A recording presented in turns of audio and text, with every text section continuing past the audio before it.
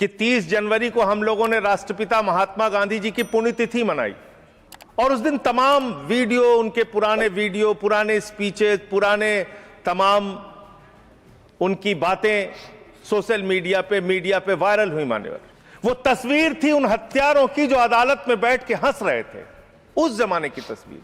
आप कह रहे हैं गांधी जी की हत्या से आरएसएस का कोई लेना देना नहीं, तो मैं आपसे कहना चाहता हूं कि आइए हम सब लोग मिलकर उस विचारधारा की हत्या करें जिस विचारधारा ने गांधी की हत्या की।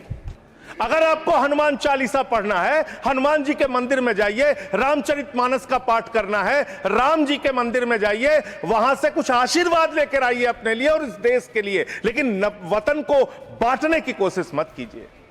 ये कब तक मजहबी नशा बांटिएगा? ये मंदिर, ये मस्जिद, शिवालय की जिद में वतन ही ना होगा तो क्या बांटिएगा? पूरी दुनिया में आप ऐसे विश्वगुरु बनेंगे। आज ऑस्ट्रेलिया में, इंग्लैंड में, यूएस में, न्यूजीलैंड में, दुनिया के अलग अलग देशों में जो लोग भारतीय रहते हैं उनको कितनी शर्मिंदगी महसूस करनी पड़ती होगी कि आप उनके धार्मिक मान्यताओं के हिसाब से उनको यहां पे पूजा अर्चना, इबादत, प्रेयर नहीं करने दे रहे हैं। इस देश के अंदर विश्वविद्यालयों में आरक्षण को खत्म किया है, यह सच्चाई है। मान्यवर, दलित, पिछड़े, आदिवासियों के लिए जो प्रोफेसर्स, असिस्टेंट प्रोफेसर्स की नियुक्ति होनी चाहिए, 80% से ज्यादा पोस्ट खाली पड़ी हुई है विश्वविद्यालयों में। हर विश्वविद्यालय में 2 तरह की कमेटी बनाइए, एक जो सिर्फ और सिर्फ कास्ट डिस्क्रिमिनेशन को देखे, यानी कि जाति के आधार पर भेदभाव को देखे, और दूसरी कमेटी आप वहां पर बनाइए जिसमें कि हर प्रकार के भेदभाव को आप कवर कीजिए। ग्रामीण चुनाव के लिए, पंचायत चुनाव के लिए और शहरी चुनाव के लिए उसमें दिखाया 17 करोड़ वोट, और एसआईआर के लिए जो केंद्रीय ज्ञानेश कुमार जी की निगरानी में जो सूची बनी उसमें दिखाया गया 12 करोड़ 55 लाख वोट। 4.5 करोड़ वोट उत्तर प्रदेश में कहां पर उड़ गए? 3.5 करोड़ वोट आप ऐसे ही बना लेंगे, तो एक बहुत बड़ा फ्रॉड है। एसआईआर में आप नेताजी के परिवार को नोटिस भेज रहे हैं, आप नेताजी सुभाष चंद्र बोस के परिवार को नोटिस भेज रहे हैं, नोबेल पुरस्कार विजेता अमर्त्य सेन को नोटिस भेज रहे हैं, पूर्व एडमिरल को नोटिस भेज रहे हैं। अब कैसा एसआईआर करा रहे हैं? ये एसआईआर नहीं है, चुनावी घोटाला। मैं कहना चाहता हूं। श्री संजय सिंह, 20 मिनट्स। धन्यवाद मान्यवर, आपने महामहिम राष्ट्रपति जी के अभिभाषण पर मुझे अपनी बात कहने का मौका दिया। मान्यवर, पूरे आदर और सम्मान के साथ, महामहिम राष्ट्रपति जी के प्रति पूरे आदर और सम्मान के साथ कुछ असहमति के बिंदु हैं जो आपके सामने मैं रखना चाहता हूं। यहां पर सबका साथ, सबका विकास, सबका विश्वास, सबका प्रयास, इसका जिक्र हुआ। सरकार और भारत के प्रधानमंत्री बार बार इस बात को कहते हैं, लेकिन इस देश के अंदर जो घटित हो रहा है वो बहुत विचलित करने वाला है। मान्यवर, अभी दिग्विजय सिंह जी ने जिक्र किया कि 30 जनवरी को हम लोगों ने राष्ट्रपिता महात्मा गांधी जी की पुण्यतिथि मनाई और उस दिन तमाम वीडियो, उनके पुराने वीडियो, पुराने स्पीचेस, पुराने तमाम उनकी बातें सोशल मीडिया पे वायरल हुई। मान्यवर, और उसी बीच एक तस्वीर वायरल हुई। वो तस्वीर थी उन हत्यारों की जो अदालत में बैठ के हंस रहे थे, उस जमाने की तस्वीर, जिसमें नाथूराम गोडसे भी था और उसके साथ तमाम और लोग थे, हंस रहे थे, उनके मन में कोई चिंता नहीं थी। आप कह रहे हैं गांधी जी की हत्या से आरएसएस का कोई लेना देना नहीं, तो मैं आपसे कहना चाहता हूं कि आइए हम सब लोग मिलकर उस विचारधारा की हत्या करें जिस विचारधारा ने गांधी की हत्या की। उस विचारधारा की हत्या करें। मानव, जिस विचारधारा ने हमारे राष्ट्रपिता महात्मा गांधी को, अहिंसा के पुजारी को, हमसे छीना। लेकिन दुर्भाग्य से ऐसा नहीं हो रहा है। देश में तमाम घटनाएं हो रही हैं। पिछले दिनों बरेली में एक चर्च के सामने हंगामा किया गया, हनुमान चालीसा पढ़ा गया। लखनऊ के अंदर एक चर्च के सामने वहां पर हंगामा किया गया, हनुमान चालीसा पढ़ा गया। क्या बजरंगबली जी ने आपसे कहा है कि चर्च में जाके हनुमान चालीसा पढ़ो? क्या भगवान श्री राम ने आपसे कहा है कि मस्जिद के सामने जाके रामचरितमानस का पाठ करो? अगर आपको हनुमान चालीसा पढ़ना है, हनुमान जी के मंदिर में जाइए, रामचरितमानस का पाठ करना है, राम जी के मंदिर में जाइए, वहां से कुछ आशीर्वाद लेकर आइए अपने लिए और इस देश के लिए। लेकिन वतन को बांटने की कोशिश मत कीजिए, वतन को बांटने की कोशिश मत कीजिए। मान्यवर, ये मंदिर, ये मस्जिद, ये शिवालय की जिद में वतन ही ना होगा तो क्या बांटिएगा? ये कब तक मजहबी नशा बांटिएगा? ये मंदिर, ये मस्जिद, शिवालय की जिद में वतन ही ना होगा तो क्या बांटिएगा? आप इस देश को बांटने का काम कर रहे हैं। एक विचलित करने वाला वीडियो उस दौरान आया मान्यवर। 25 दिसंबर के पहले जबलपुर में भारतीय जनता पार्टी की एक महिला नेता चर्च के अंदर घुसती है, घुसकर वहां एक नेत्रहीन महिला के साथ हाथापाई करती है और उसकी जो मासूम बच्ची बैठी रहती है उसको ये कहती है कि तुम इससे गलत काम कराने के लिए लाती हो। ऐसा समाज आप बना रहे हैं, ऐसा हिंदुस्तान बना रहे हैं। पूरी दुनिया में आप ऐसे विश्वगुरु बनेंगे। आज ऑस्ट्रेलिया में, इंग्लैंड में, यूएस में, न्यूजीलैंड में, दुनिया के अलग अलग देशों में जो लोग भारतीय रहते हैं उनको कितनी शर्मिंदगी महसूस करनी पड़ती होगी कि आप उनके धार्मिक मान्यताओं के हिसाब से उनको यहां पे पूजा अर्चना, इबादत, प्रेयर नहीं करने दे रहे हैं। यह हो रहा है मान्यवर इस देश के अंदर। इसलिए नफरत की राजनीति को पहले मारना होगा और आपकी नफरत की राजनीति रुक नहीं रही है, वो असीमित है, उसकी कोई सीमा नहीं है। पहले हिंदू को मुसलमान से लड़ाओ, फिर हिंदू को सिख से लड़ाओ, फिर हिंदू को ईसाई से लड़ाओ, फिर हिंदू को हिंदू से लड़ाओ, जाट को गैर जाट से लड़ाओ, मराठा को गैर मराठा से लड़ाओ, दलित, पिछड़े, सवर्ण को आपस में लड़ाओ। अभी आप एक बिल लेके आए, उस बिल के बारे में सुप्रीम कोर्ट ने कह के रोक लगा दिया कि यह बिल तो अस्पष्ट है, इसमें कोई स्पष्टता नहीं है इस बिल में। आप क्यों ऐसा बिल लेके आए जिसके कारण से पूरे देश का माहौल खराब हुआ? आपने झगड़ा कराया दलितों यूजीसी का बिल, और आप इक्विटी बिल जो लेके आए, आपने कहा इक्विटी कमेटी जो बनेगी उसको लेके आपने जो इक्विटी कमेटी बनाई उसमें तमाम बातें आपने ऐसी लिखी, पूरे देश में आपने झगड़े का माहौल क्रिएट किया।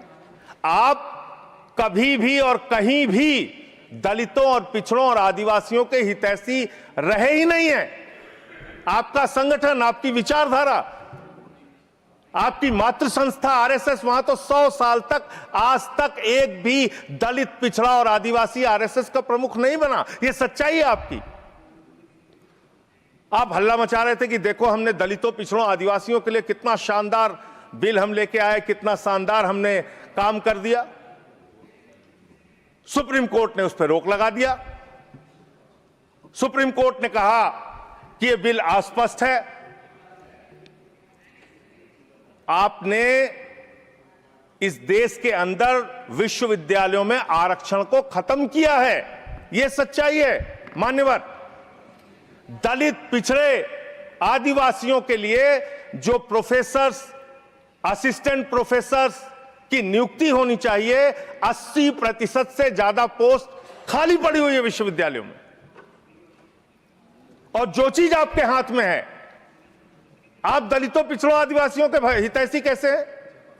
45 सेंट्रल यूनिवर्सिटीज है जिसमें से 38 केंद्रीय विश्वविद्यालयों में सिर्फ और सिर्फ सवर्ण जाति के लोग वीसी हैं और 7 में दलित, पिछड़े और आदिवासी हैं। तो आप बताइए जी, आज आप बताइए, आप मुझे बताइए, आपको 45 में से 38 सिर्फ एक जाति के, सवर्ण जाति के लोग मिल रहे हैं और बाकी 7 आपने पिछड़ा, दलित, आदिवासी बनाया और आप कहते हैं आप दलितों, पिछड़ों, आदिवासियों के हितैषी हैं।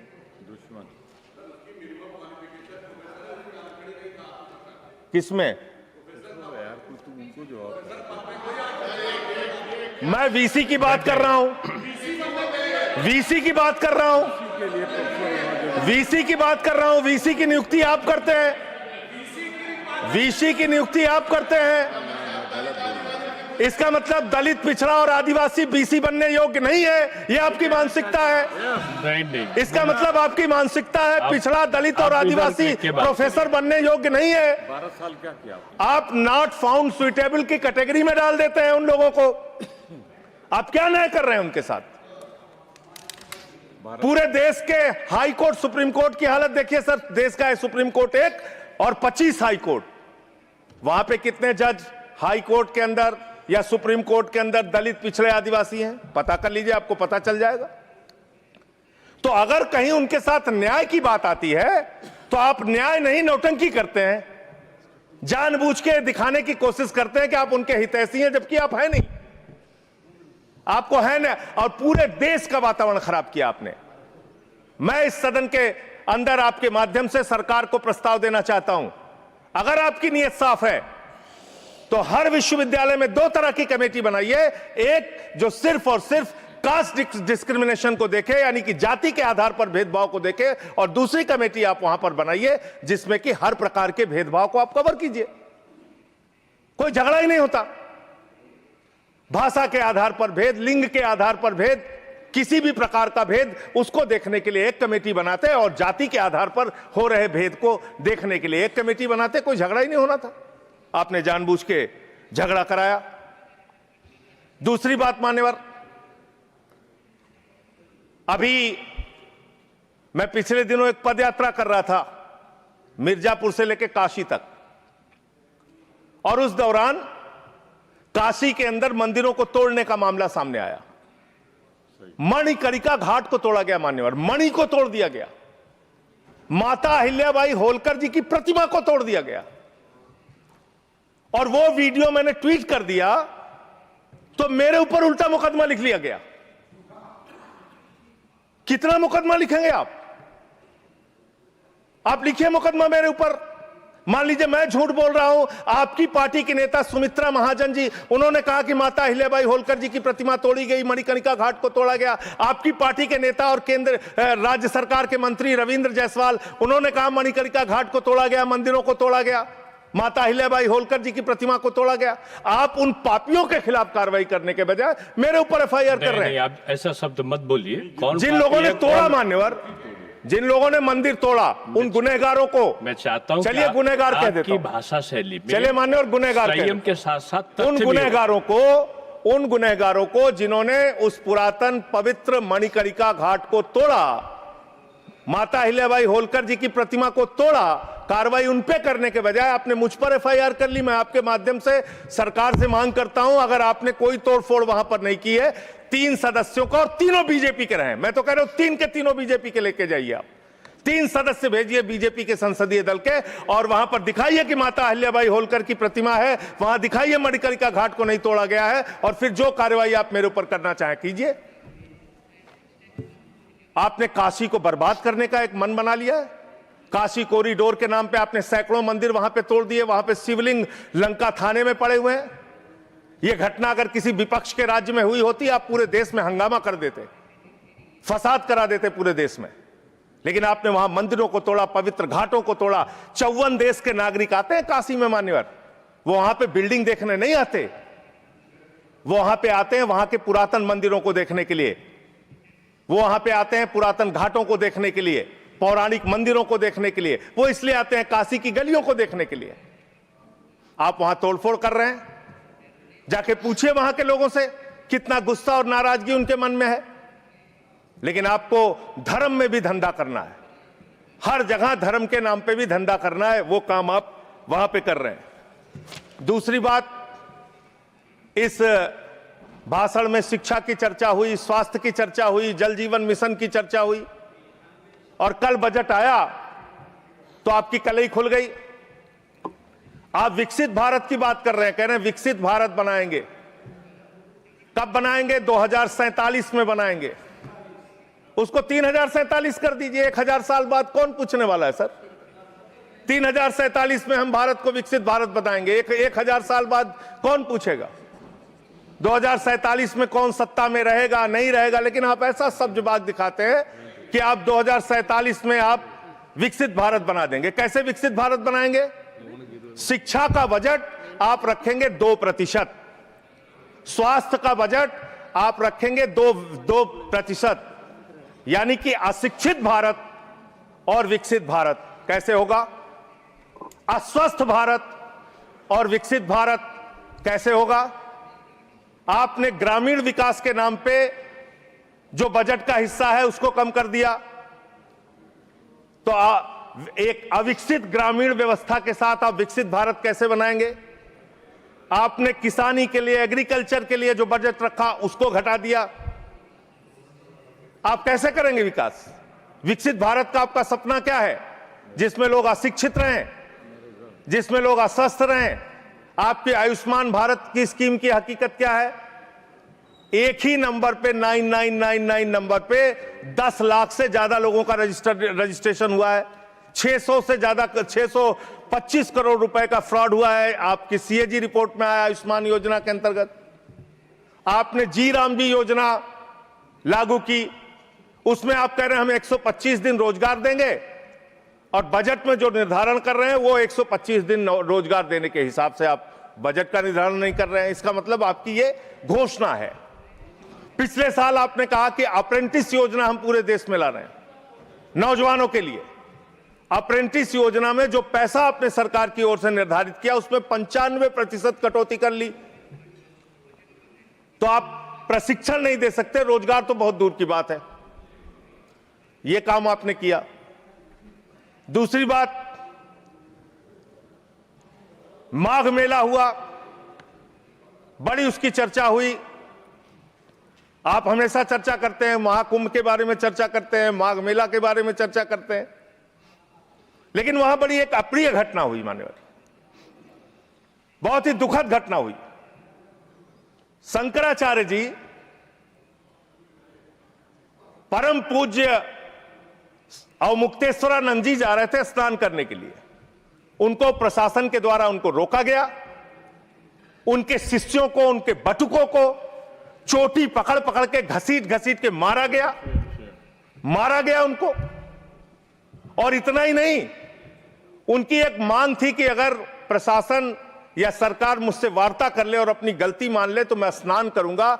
ना उनसे किसी ने माफी मांगी और ना ही वो स्नान कर पाए। बिना स्नान किए शंकराचार्य जी वहां से चले गए।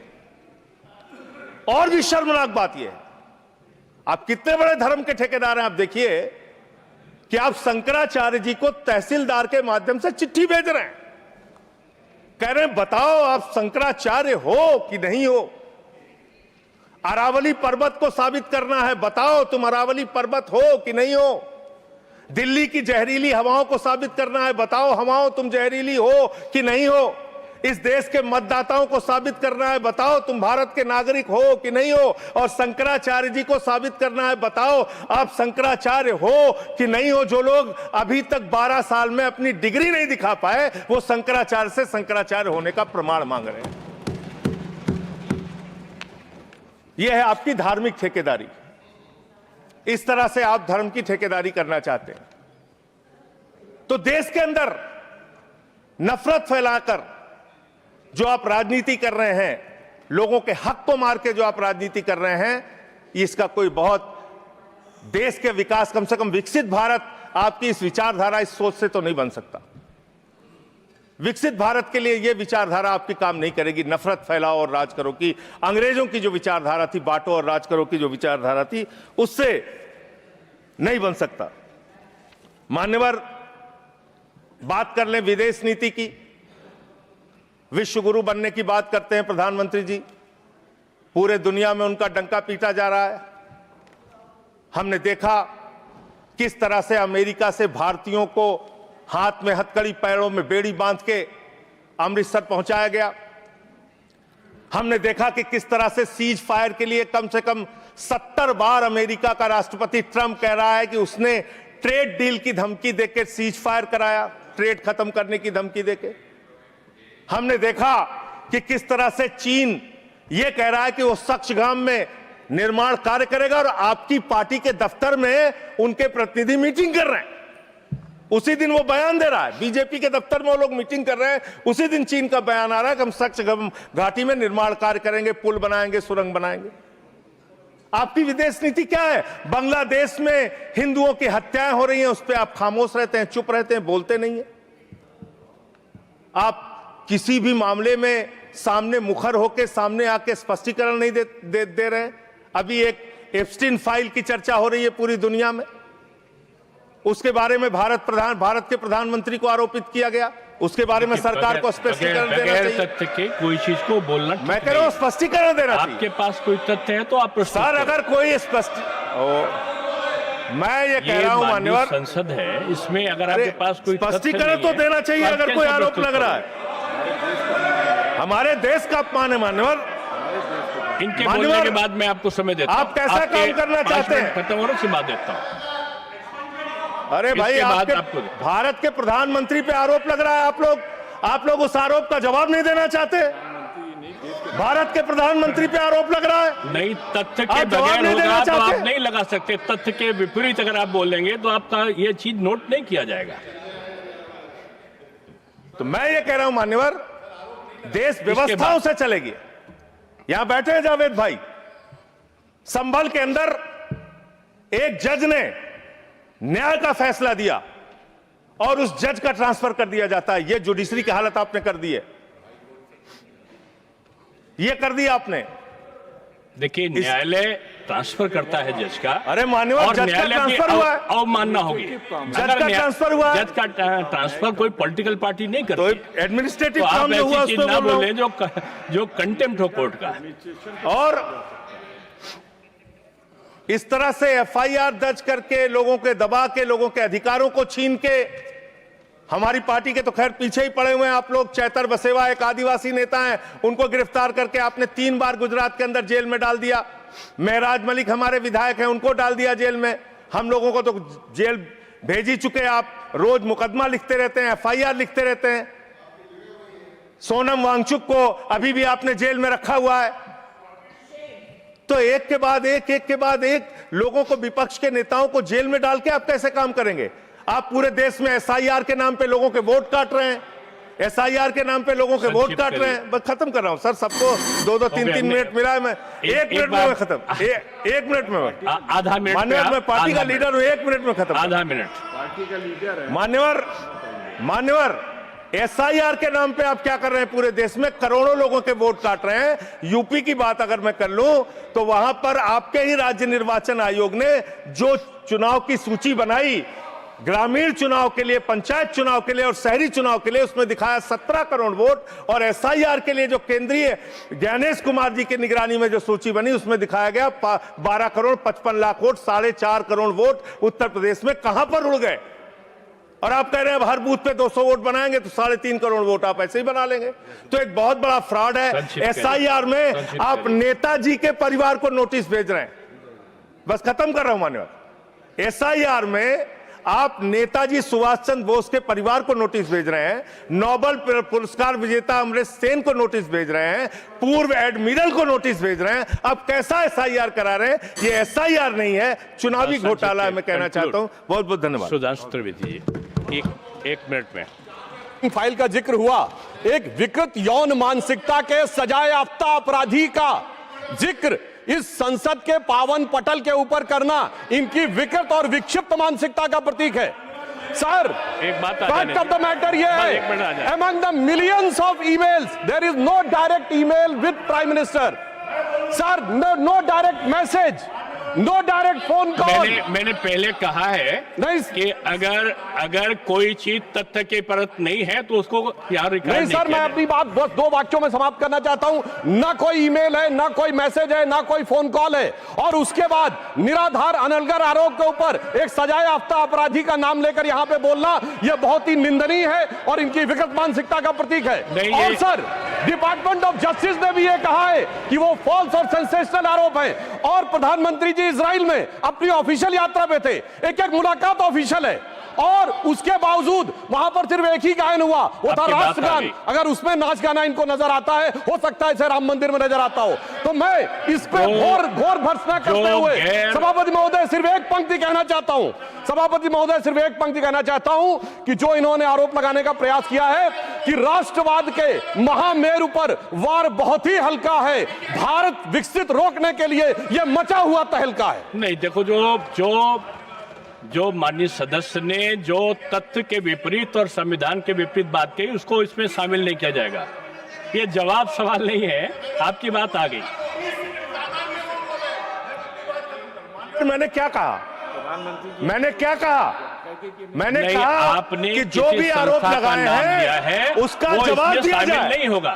उसको डिनाई करें। आप भागते क्यों हैं? नहीं, आप यहाँ पे नहीं पूछ सकते।